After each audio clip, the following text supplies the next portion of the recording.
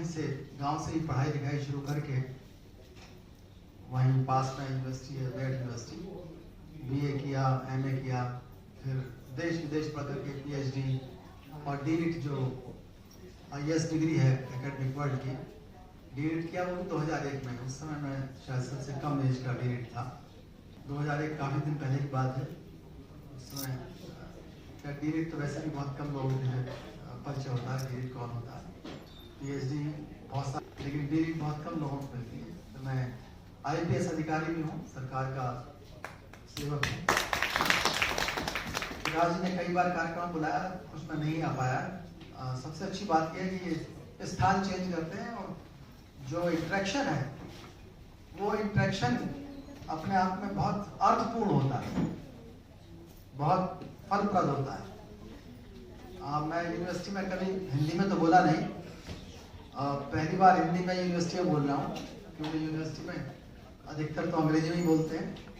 और क्यों कई बार लोगों ने कहा कि वो हिंदी का ध्यान ज़्यादा रखना है, पंजाबी क्योंकि आती नहीं है तो निश्चित रूप से थोड़ा कमजोर हाथ है, तो मुझे क्षमा करेंगे। मैं हिंदी अंग्रेजी में ही अपने बात। सैन्य शास्त्र है, मिलिट्री साइंस, उसकी जानकारी हो सकता है कि वो आपके बॉर्डर तक सीमित रहे, लेकिन जो वित्तीय साक्षरता है उसका कुछ ना कुछ अंश पूरी दुनिया को मिलता है। साक्षरता का, ज्ञान का, विज्ञान का, उसके विज्ञान की कोई सीमा नहीं। तो हम ज्ञान को इस तरह से आगे ले चले कि वो पूरी दुनिया के काम आए, और जो नेगेटिविटी है, जो नेगेटिव नॉलेज है, नेगेटिव साइंस है, उसको लोग उपेक्षित करने लगे, उसको भूल जाए।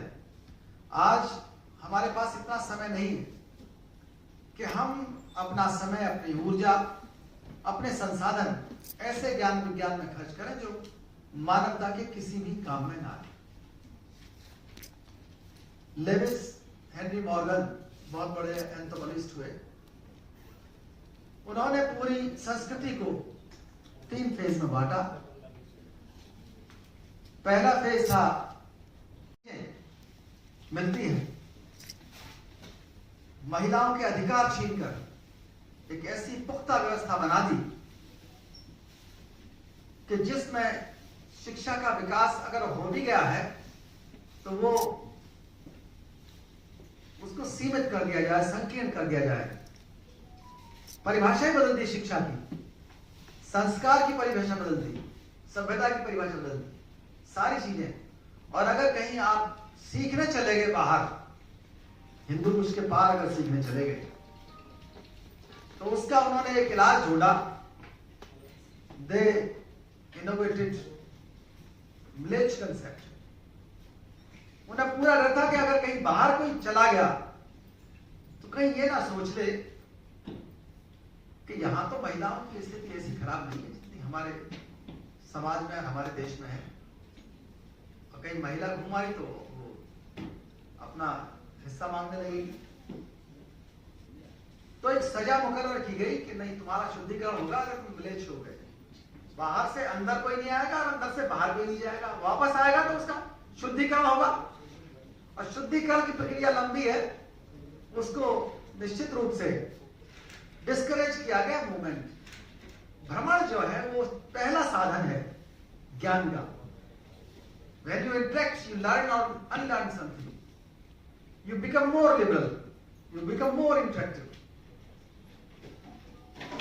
तो वो उन्होंने पूरी तरह से बैरियर लगा के खत्म कर दिया। और उसकी वजह यही हुई कि ज्ञान विज्ञान का प्रसार नहीं हुआ, ना हम अच्छे शिक्षक पैदा कर सके, ना हम वैज्ञानिक पैदा कर सके।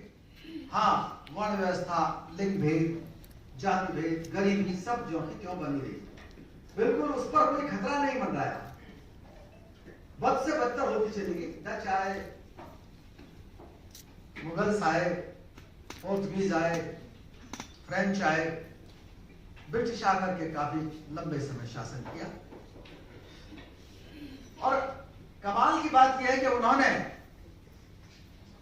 हमारे ऊपर ज्यादा दया की। जो हमारे समाज में पैदा हुए, यहीं के रहने वाले थे, वो चाहे कहीं से भी पहले आए हों, पहले बहुत से इन्वेजन हुए, देश की सीमा भी घटी भी, कभी बढ़ी भी। हो सकता है जो देश के अंदर आया वो विदेश माना जाता रहा हो किसी जमाने में। तो ये स्थिति पैदा हुई अंग्रेजों के समय में। बहुत सी चीजों के ऊपर एक विचार बना और थॉमस बेबिंगटन मैकॉले, जिसको लोग पानी पी करके गाली देते हैं, उसने हाउस ऑफ कॉमन्स में एक स्पीच दी कि हम भारत में यूरोपियन एजुकेशन लॉन्च करने जा रहे हैं, लेकिन एक खतरा है। एक खतरा क्या है? That in due course of time after the implementation of this education policy,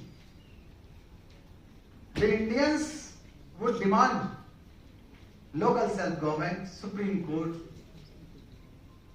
Parliament, other necessary institutions for the evolution of humans, for progress. They would demand.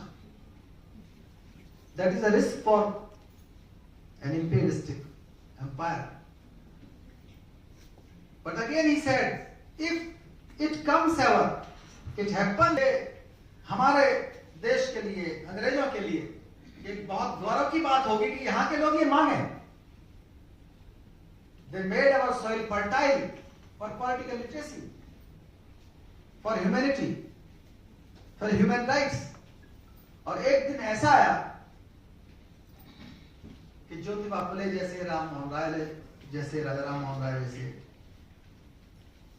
लोग हुए, रिनेसा इस देश के अंदर आया और ऐसी स्थिति आई कि जो महिलाएं थी, अनटचेबल बच्चियां थी, उनको भी पढ़ने के लिए ज्योतिबा फुले ने स्कूल खोले। लेकिन यहाँ के वो लोग जो लोग बिल्कुल डिप्राइव्ड थे, डिप्रेस थे, वो भी अपने कंफर्ट जोन से बाहर नहीं निकलना चाहते। जैसे महिलाएं सबसे ज्यादा परेशान है इस देश में। तो ये स्थिति हो गई कि सावित्रीबाई फुले जब पढ़ाने जाती थी कि गर्ल्स को, बच्चियों को, उनके ऊपर लोग गंदगी फेंकते थे। लेकिन उन्होंने हिम्मत नहीं हारी और उन्होंने कहा कि मैं पढ़ाई नहीं छोड़ूंगी, और एक दिन आएगा कि जब ये लोग अपनी गलती समझेंगे। और ऐसा आया एक दिन, भारत आजाद हुआ, भारत में डॉक्टर अम्बेडकर को संविधान बनाने का मौका मिला, लेकिन वो हमारा जो कंफर्ट जोन था जिसमें महिलाएं रह रही थी, उन्होंने हद कर दी आंदोलन चलाने की। और हिंदू कोड बिल जब बाबा साहब ने प्रस्तावित किया तो उसका विरोध हुआ। महिलाएं ने सबसे आगे बढ़ चढ़ करके हिस्सा लिया। शादी की एज बढ़ाने का, बहुत सारी चीजें हमेशा विरोध करती रही, या तो उनके पीछे लोग लगे रहे। यहां एजुकेशन के और अवेयरनेस के खिलाफ जो एक संस्था है हमेशा काम करती है, जिसने कभी भारत को राष्ट्र ही नहीं बनने दिया, वो है फेवरेबल डिस्क्रिमिनेशन। वो डिस्क्रिमिनेशन जो हमें पसंद आता है। हमको इक्वलिटी उतनी चाहिए कि हमसे ऊपर वाला हमको बराबर मानने लगे, लेकिन उतनी बिल्कुल नहीं चाहिए कि हमारा जो स्टाफ है, हमारे अधीन काम करता है, हमारे नौकर चपरासी, वो हमारे बराबर ह्यूमन राइट्स मानने लगे, वो हमसे नीचे ही रहे। ये बात सबको पसंद आई। ये बात ऐसा नहीं है कि कोई अकेले जो प्रिविलेज क्लास के लोग हैं, प्रिविलेज क्लास के, उन्हीं को पसंद आई। एक अनटचेबल भी शाम को शराब पी करके घर पे आता है और अपनी बीवी को मारता है, कहता मैं तुझसे बड़ा हूं। He also does not believe in non-discrimination। तब तक ठीक नहीं हो सकती जब तक ये कास्ट खत्म ना हो। वो विदेशी, वो भी ये महसूस करता है। आज हमने बहुत से संस्थान बनाए, सारी चीजें बनाई, लेकिन हमारी रैंक कौन सी है शिक्षा में? शिक्षा में 33वीं रैंक है। जो ऊपर के 10 हैं उन रैंक में नहीं है हमारी। जो फ्रीडम इंडेक्स है वो भी लगभग 159 है। जेंडर गैप इंडेक्स का हाल देख रहे हैं आप। जहां मौका मिल रहा है उन को, हम किसी सरकार के किसी प्रदेश की बात नहीं कर रहे,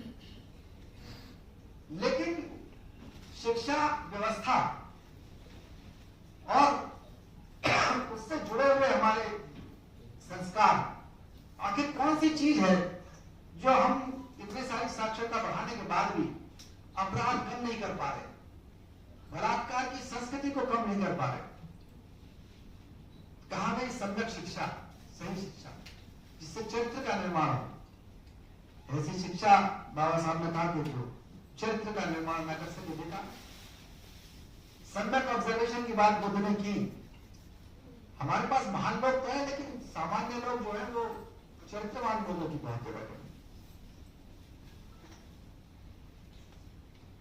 लोग बात सब महिलाओं को घर के अंदर बंद करके पर्दे में रख करके उनको सुरक्षित रखना चाहते हैं, वो सुरक्षित नहीं होती।